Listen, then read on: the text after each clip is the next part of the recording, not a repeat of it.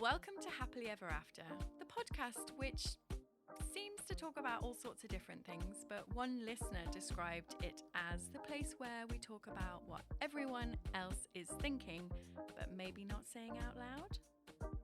I am your host, Hannah Harvey. I'm a writer and a parenting blogger at mumsdays.com. That's mumsdays.com. If you wouldn't mind subscribing and leaving a review, that would be amazing because it basically means more people can find the podcast. And I also would really love to hear from you. So please could you contact me through Instagram at mumsdays. You can message me anything really, but you know, your stories of life and heartbreak, or any thoughts you might have on the episode, or any questions you want answering. And as always, you can find the details from this episode in the show notes. Hello and welcome to Happily Ever After. It's me, Hannah, from Mum's Days, and it's December this week. So, by popular demand, we've got Cath back from Clear the Clutter. Hello, Cath. Hello, Hannah. Guess what? What? People were asking me what you thought about Christmas. Okay. And That's quite a big question. what do you think about it? But more importantly, how can we do it in a way that is, I guess, less cluttered, less stuff, less stressful? So you've kindly agreed to come in and talk us through the festive period, step by step, in a clutter-free way, which, as you know, my brain doesn't work like that. So I'm very excited to hear all this. But before we get into that stuff, I kind of want to talk about your experience of what it's like going into people's houses and all the Christmas stuff, because it's just such an emotive time, like having your, you know, getting out the old Christmas decorations. I remember my mum and dad had this like really old chest, and when we got it out, we'd be like, yay, it's like all the old things, and there'd be broken stuff in there and things that look like, you know, the blue Peter boat. We had those on a bauble, loved them. But yeah, it's just so easy to accumulate tat. Yeah. Do you find that? I think especially if you've got small children who like making like half-assed angels at school, or like bring home a bit of tinsel with them, you know, a berry on the end, and because it's Christmas, you are more inclined to keep that stuff, or you know, want to decorate with that stuff. And then because it's your child's and because it's Christmas, and at the end of Christmas, you're more likely to want to keep that too. And then you just you know, have these piles of sort of slightly rubbish Christmas decorations knocking around for years to come, which you probably need to deal with at the time. I mean, I spend pretty much, in fact, I've already got 2 bookings in now for the first week of January, helping people sort and put away Christmas decorations and get themselves sorted. And I go into houses, and I'm doing it next week as well. And one lady in particular, I know because I sorted it out for her, her entire loft is full of Christmas decorations, and we're talking like every room. She's very much likes a tablescape, so she sort of decorates everything. And but yeah, so that. But she becomes totally overwhelmed by it. You know, the house, it looks like Santa's been sick, and you know, the whole house is sort of filled with stuff to the point where it's quite difficult to find the turkey. So you've got to find some balance and organisation in that. And it's not just about decluttering at this time of year. It's very much about organising. And literally every magazine that you pick up has, you know, your 10 top tips for an organised Christmas, blah, blah, blah. But again, I'd point out that the magazine's also clutter and doesn't help your head. So have a think about like what you're bringing into your life at this time of year to help you. Yeah, I feel like it's huge now at Halloween and at Christmas to do these massive, elaborate, like, table settings, or like one of your tops somewhere needs to be some kind of big display, and I'm just resisting it, I think. Yeah. But it's very easy to then be like, oh. I think the key thing about all that stuff, you know, all the holidays, Easter, Halloween, Christmas, whatever, is thinking about what's important to you, and what, you know, like we love an advent calendar in our house. Totally love an advent calendar. We'll have a lot. We will have, you know, and it's not just about the chocolates. My mum makes little presents for my kids and all that kind of stuff. but that's all lovely, but it needs to be organised. You need to think about what's going to happen to the stuff afterwards. You know, we got ones last year where we got lots of little bits of tat in it, and you know, actually I took those into school, and because it's the opening of the advent calendar that's important to my children, not necessarily the stuff that's in it, or do you know what I mean? It's that excitement of each morning in December that's important. So, but you know, at this time of year, at this point in this sort of run up to Christmas, you know, everybody will be getting their decorations out. Everybody will be having a look at it, and that's a real key time to sort of go through things, work out what you don't need, work out what you can sidle out. I mean, I've got tinsel. I don't like tinsel, but I have a bag of tinsel and I bring it out every year because I think it might be useful. But actually, I know when I get that out in a couple of weeks' time, that's going to be going. And it's a brilliant time to pass things on, to give things to school, to charitable organisations. Loads of places where could really do with Christmas decorations, can use them for different things. There's loads of refugee charities at the moment that, you know, want Christmas decorations for community halls and that kind of thing. And the other thing to think about also is with your children, and actually with you, is, you know, they are aware, most children, that Christmas time means that they're going to get extra stuff. So get them to think about what's the stuff that they've had all year that they don't actually need or they don't actually want anymore. Is there something that they really like that actually they could give to someone else? You know, there's loads of shoebox appeals and things like that at this time of year. So get your children to think about the fact that they're lucky they're going to get more stuff. So what is the stuff that they no longer need or no longer serves them? What do they not use or not love? You know, the general stuff around decluttering, and see if they can get rid of stuff. So you want to be looking at getting rid of anything that's broken, that they're not playing with, or that they're happy to pass on, to make space for the inevitable onslaught of stuff that you know is coming your way. That's nice in two ways, because I find Christmas can be super overwhelming, and all you're thinking about is buying and organising and planning and doing. But if you actually put your focus somewhere else in decluttering and like making space for these things, then because it's almost like it's just an anxiety feeling, like I need to be doing something because it's Christmas. So therefore, if you're focusing your mind on something really super practical, and clearing stuff out and being, you know, like you say, putting old toys that you don't want anymore and giving them to somebody who does want them, then you're actually stopping yourself buying more things and getting more overwhelmed and creating space. Yeah, and you're also, by doing that, without sounding totally cheesy, embodying what Christmas is about. You know, we all complain every year that it shouldn't be about stuff and overeating and, you know, all that stuff, but then we all get sucked in and carried away with it. So a bit of sort of mindful thinking about, actually, what can I do with what I've got to help other people, is going to be a really sort of useful way to ground and work that out. I think for me, Christmas time can be a time for overcompensating, because, and it's so easy to go overboard. And I think especially now I'm on my own, it's like I'm trying to make up for the fact that it's just me. So it feels like it might potentially be not as special for my kids. And I've just accidentally bought an enormous Barbie house. Accidentally? Well,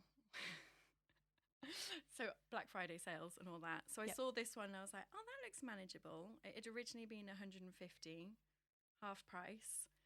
And then I had like a voucher from, you know, like a points accumulation scheme. So I used that as well. So it basically cost me £30 for this house and a little set of outfits. But when I've got it home, I almost wouldn't fit in my car. And I just thought that just sums up Christmas a little bit, because my kids will get something elaborate from me and then something else from their dad. And it's all just overcompensating. I mean, Christmas presents are a tricky one. I mean, I think the thing that I'd always encourage people to do for Christmas is think about what you think the person you're buying that present for will actually want, rather than the value of a gift. And Martin Lewis, the money guy, goes on about this a lot. So, for example, I know that my children love opening presents, but they're not actually they're not bothered at all, actually, at the moment, about the value of stuff.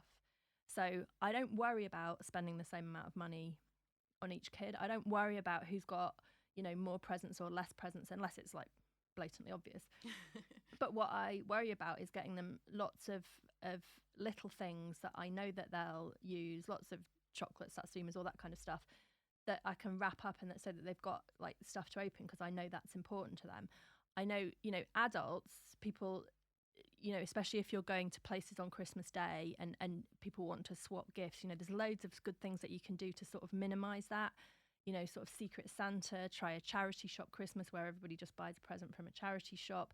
I've known other people where they take a gift that they've really liked and then they sort of give that out to somebody else. But there's lots of ways of sort of thinking about how you sort of pare down and think about what the person receiving needs or wants, rather than what's going to make you feel better because you've got armfuls of presents, I guess. Yeah. And I guess what you're talking about is a key bit of that. Nancy will absolutely love a Barbie house, I'm absolutely sure, but you've still got to live and work in that environment that you're putting that monstrosity. It's going to have a whole wing of my house, exactly, which I don't have. that you're going to put it into.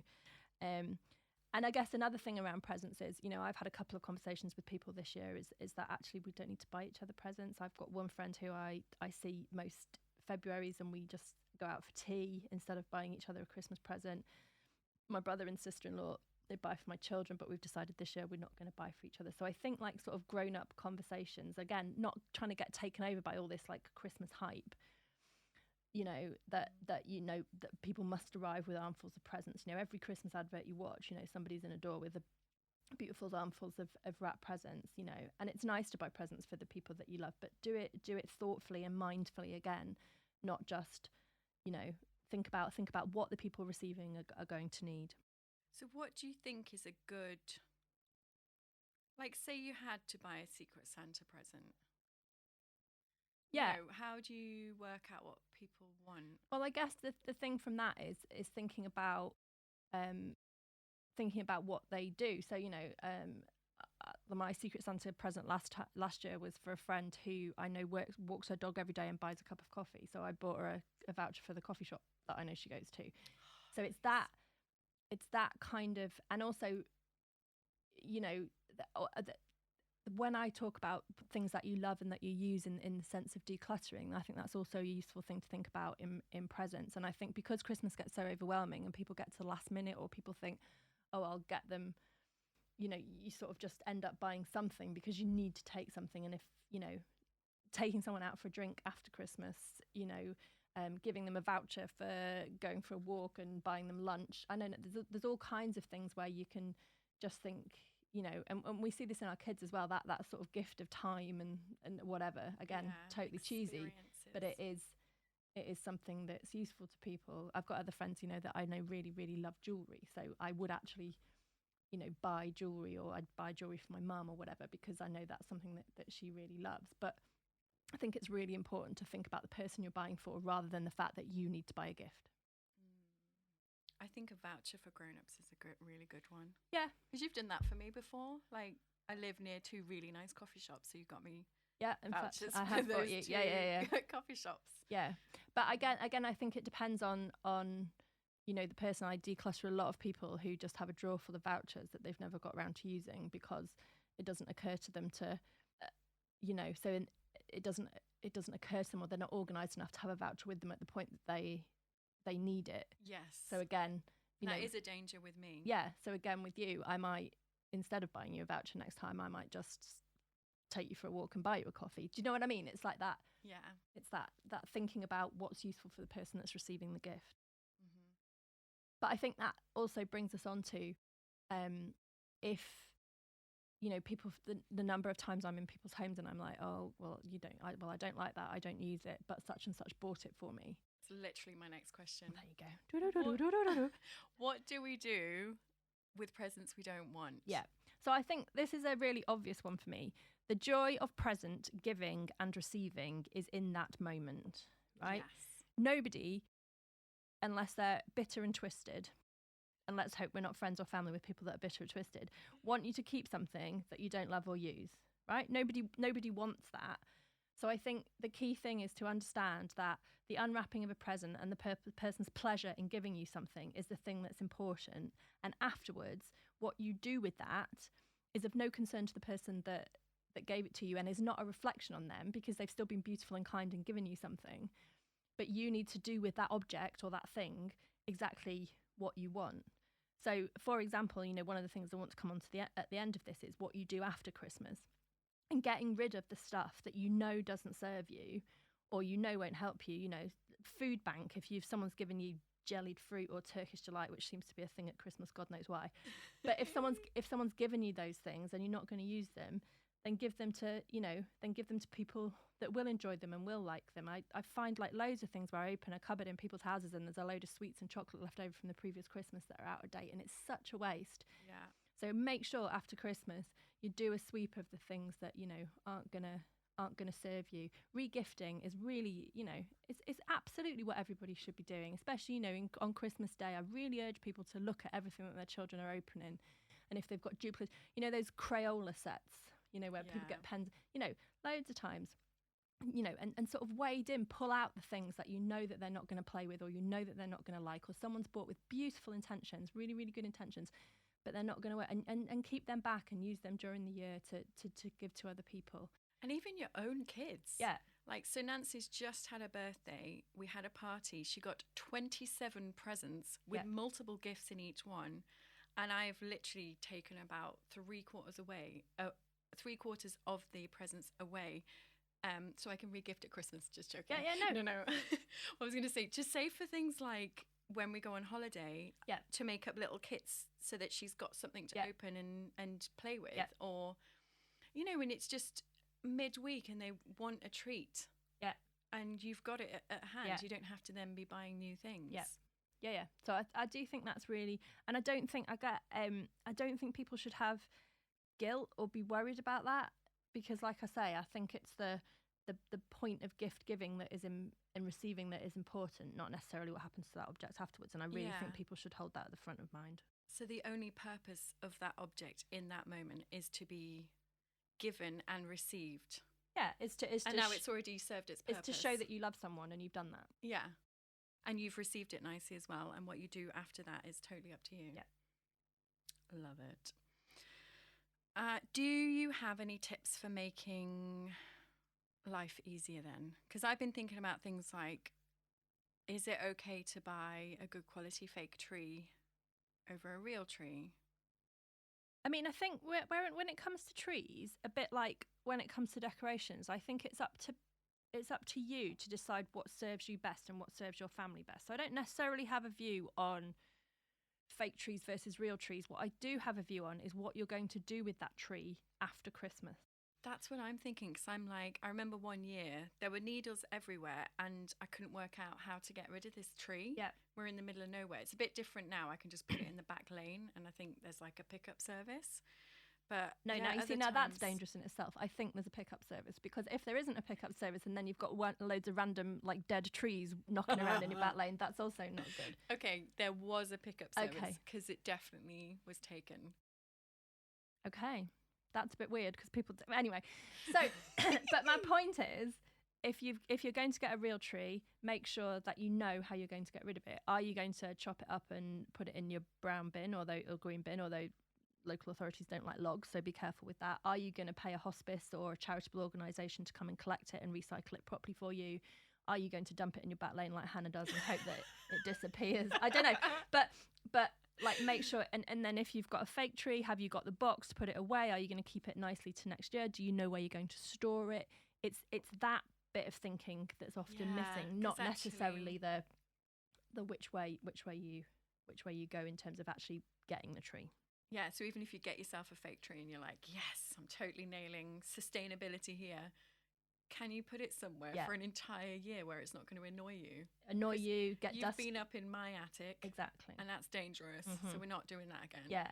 But and also, but can you keep it so that when you get it out the following year, it's still as wow as it was the first time you got it out the box, rather than just, people shove it in plastic bags, put it in the attic, it gets all dusty and dirty. Yeah. You get it out the following year, you go, oh, I'm going to get a new one, which is not sustainable in the slightest. So, I think the other things to think about in terms of being organised is thinking about food. Everybody has a tendency to buy too much food at Christmas, but make sure, and if that's what you want to do and then that's what you can afford to do, then that's absolutely fine. But again, think about afterwards, how you're going to use that, what you're going to eat, how you're going to do it. I think you need to be ready to recycle. I think you need to think about that in your own gift giving. So, we know now that you can't recycle foil, you can't recycle glitter. If you get a piece of paper and you scrunch it up and it springs back, it's not going to be recyclable. So think about in your own gift giving how you're wrapping and what you're doing. And then on Christmas Day, make sure you're in a position to either be able to recycle, or if you are saving wrapping paper, which is a want of people, people like to sort of gather up wrapping paper to use in future, make sure you actually blooming well use it and don't just keep it in a bag, which happens a lot. So make sure you recycle that. Organisational tips, especially for small children, make sure you've got batteries for things. Make sure you've got scissors so you can cut things out of boxes when they want to play with them. Yes. All that kind of thing. Like I say, be prepared to sort of swoop in and salvage things that you think that they're not going to play with, or that you can, use again or give to other people. Yeah. So yeah, and with your presents and whatever, think about people's habits, rather than the fact that you need to give them a gift. I think are the sort of main things there. Yeah. Lovely. Well, shall we end on your tips for kind of getting back to normal after Christmas? Yes. So I think there's a few things around this. As much as it's lovely decorating your house, it's equally as important as the way that you take stuff down and put stuff away. Do you not think there's a moment after Christmas where you suddenly go, yeah, right, I've had enough. Fed up now. Yeah. And you just want to get rid of Christmas immediately. Yeah. It's 1 minute past midnight on New Year's Day. Yes, that moment. That's when it is. So think about, though I'd encourage people to sort of get rid of your decorations before you put them up, once they've been up, and if you still love them and you like them, then actually take them down, store them properly. If you don't like them and you know that you're not going to put them up next year, get rid of them in January. Do not keep them just in case, because that's just a waste of time, space and energy. So make sure that that you've got things away and put them away properly so that they last for next year. Stuff like I've already said, do a sweep of your house, make sure that you're at the food bank with stuff that you don't need, or at the charity shop with stuff that you don't need.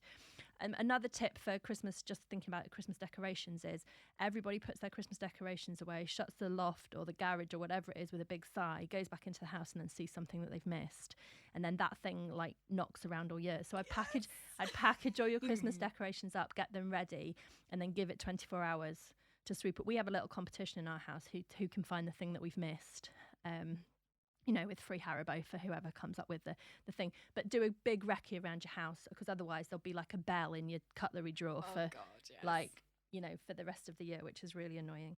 They're doing a lovely thing at Ruben's school where they're taking in a jumper from last year that doesn't fit them anymore and then doing a big jumper swap. Yeah.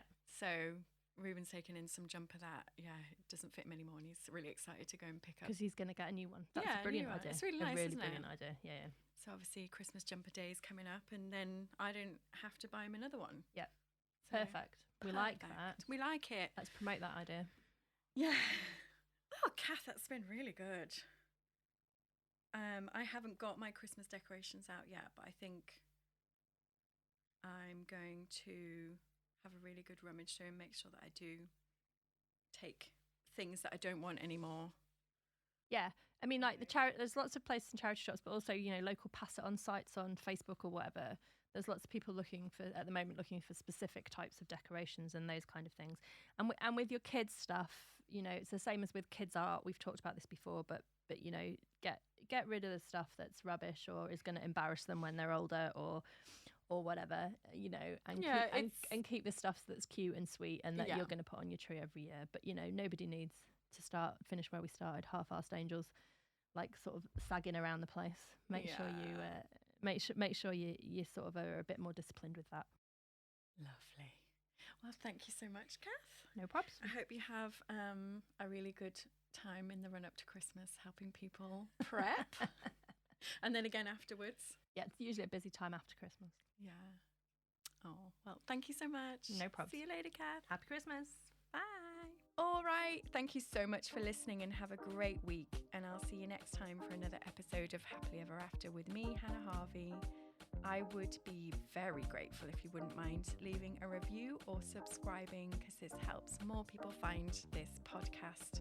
And of course, if you've got a friend who you think might enjoy this episode, please do recommend it to them as well. For anything else, your thoughts on the episode or any questions, please do get in touch with me through Instagram @mumsdays, or you can email me hannah@mumsdays.com. And I genuinely love hearing from you, so please do get in touch. Bye.